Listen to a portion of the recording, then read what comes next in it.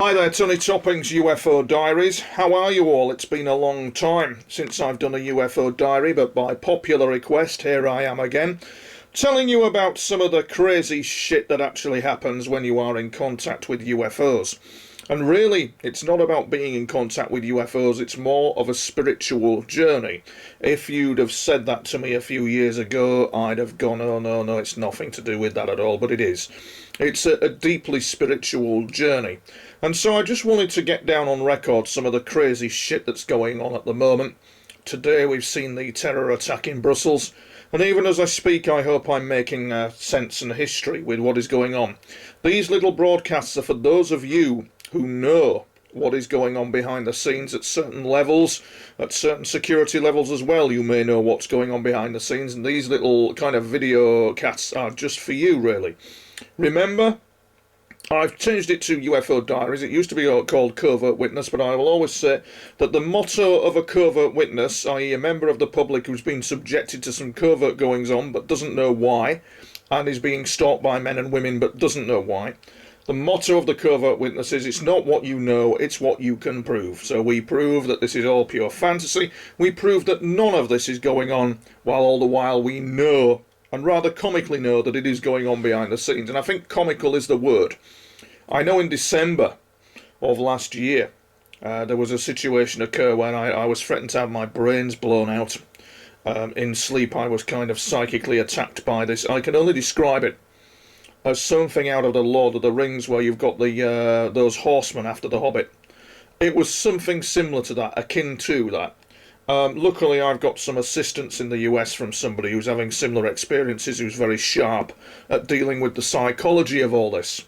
And there were some interesting factors in the exercise. I call it an exercise, but this thing I had no doubt in my mind of what its intention was. Its intention towards me was not very nice.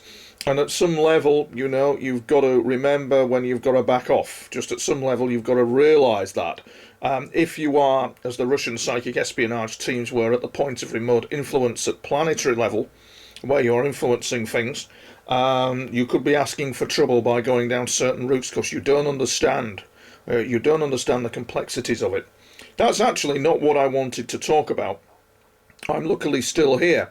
What I wanted to talk about was the interactions with the UFOs that are continually going on. You will see on my website at the moment, and on my YouTube channel, should I say, the spectacular kind of imagery of a UFO flying through an antenna and flying out the other side of it again. I'm expecting them to come over. I'm expecting to film something pretty hot. I think that will happen. But in the meantime, there's been some very, I wouldn't say strange, I would say comical goings on, based on the fact that you don't know why you're having these goings on, which I don't. I know the who, the what, the when, but I don't know why. Nobody is saying why. Maybe it's best I don't know, but I don't quite know why. But I can just reassure you that from my experiences, we've seen the people talk about the Greys, they talk about other ET races. And one of the biggest problems for a UFO contactee in the real sense of the word who's on a spiritual journey is interference in non-local time from other UFO, not other UFOs, other people, other human beings, in fact, for that matter. This brings us to the curious tale from the Continuum, as I call it, or as they called it. They referred all my journals and everything that's happened is all occurring in a time continuum. Some of it is a bit hair-raising because you're in you could possibly be in a parallel universe.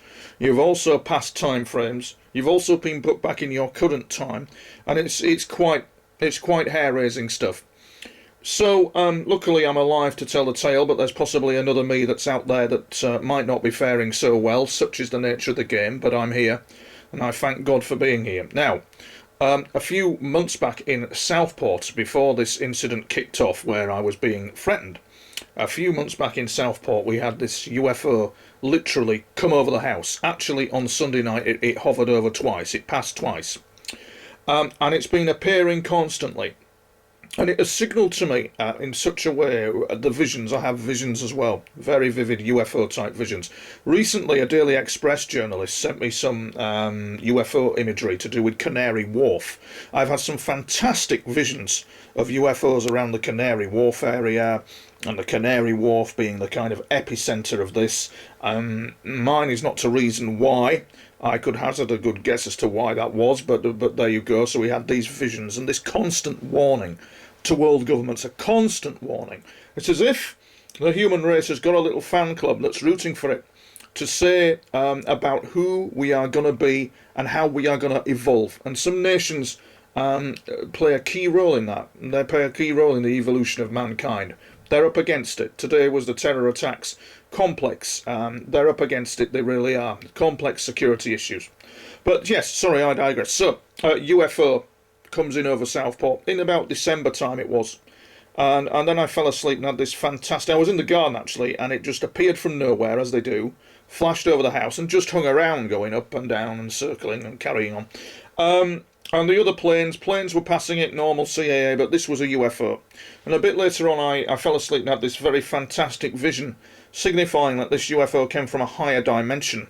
And the fact was that we were part of that higher dimension, and it was an esoterically kind of complex issue, but it wasn't, in the sense of that is where we originate from. There's a lot to be said for the Lord Almighty and his children. That is where we originate from, it would appear. So a bit later on, you know, I'm asleep and I'm getting hammered, really hammered in sleep by all kinds of various god-awful goings-on. I don't know why. I can see it, I can feel it. I don't know why, but I do know that it's in a continuum, very similar to the environment that you see in the movie Inception. And what's happened is that all of a sudden, and he's probably been around a number of years, and as I say, we've seen the Nordic ETs, never seen a grey, but we've seen those that look like us. This guy is on the scene at the moment, who looks not human, and does not look like a human-looking ET. He looks truly alien.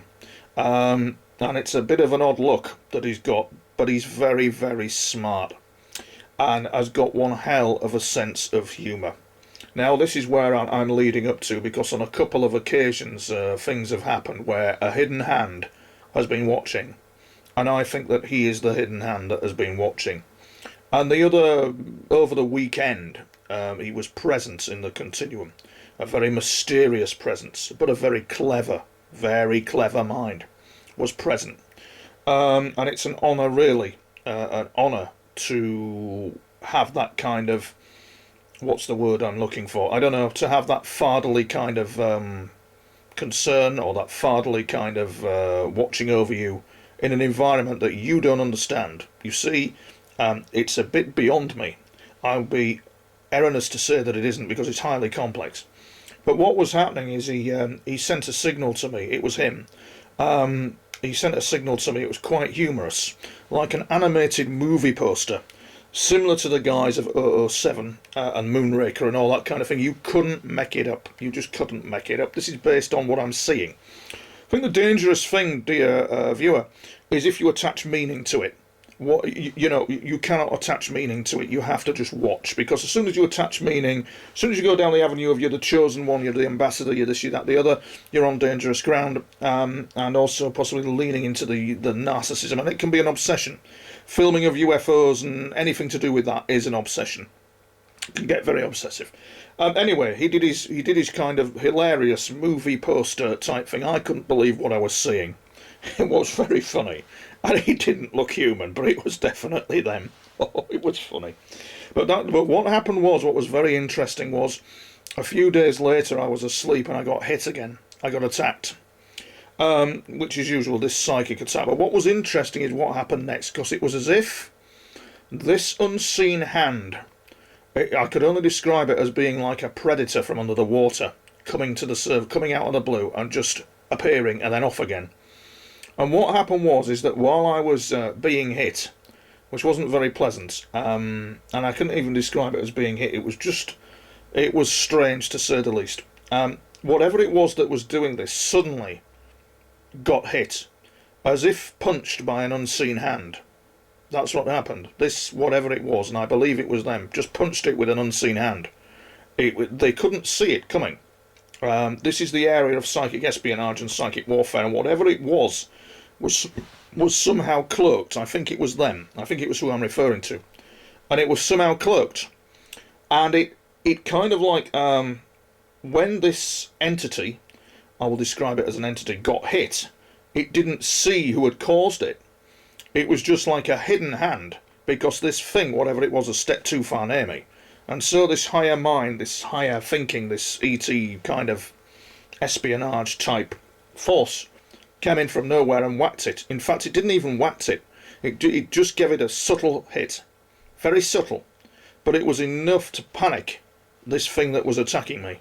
It started to panic. And it was quite a sorry sight to see. In fact, the whole situation's quite a sorry sight, really. And what I'm doing is I'm just putting it down on record. I don't seek people's belief. I don't seek people's approval. I'm just getting it down on record so that we have a record of what is going on. And it's quite interesting because this alien, this kind of ET that I'm speaking of within the UFO, was kind of like, it's got this sense of humour where it presented itself to me with a kind of like an oh calamity, oh woe is me kind of gesture. And this morning something happened again that was very, very subtle with it, almost kindergarten, as if you're being introduced to what it is. And it's something of a very high order, something of a very high intelligence, unlike me, who appears sometimes to be a walking shambles, but it's probably, I don't know, is it savant?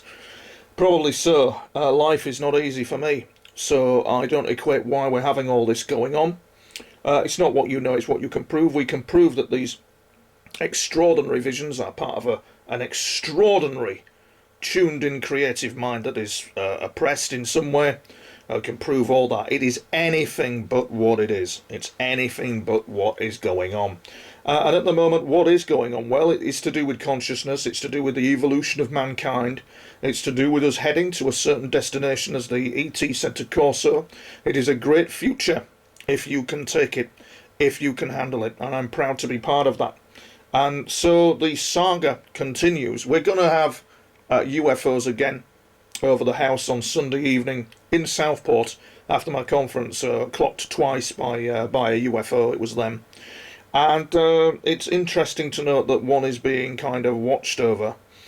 And it kind of like leads me to believe that there is in our society a stigma that we're moving away from people like myself who indicate that they're having strange goings on and contact. The amount of people that walk up to me and say, this has happened to me with a UFO, that has happened to me with a UFO. One guy in particular who springs to mind, who owns a multi-million concern, is a CEO in a company. He doesn't want this in the public domain, but he feels confident to speak to me about what happened to him, and so on and so on. Which means that there is something going on. We can't quite put our fingers on it, but we are evolving. We're taking our place out there with them. That's where it's heading for. I'm absolutely sure of that. And for me, it is a spiritual journey. They've told me that I will not understand their science, but I'll certainly understand the spiritual components of what is going on. And that is one wild roller coaster ride. It really is. So expect more activity of them.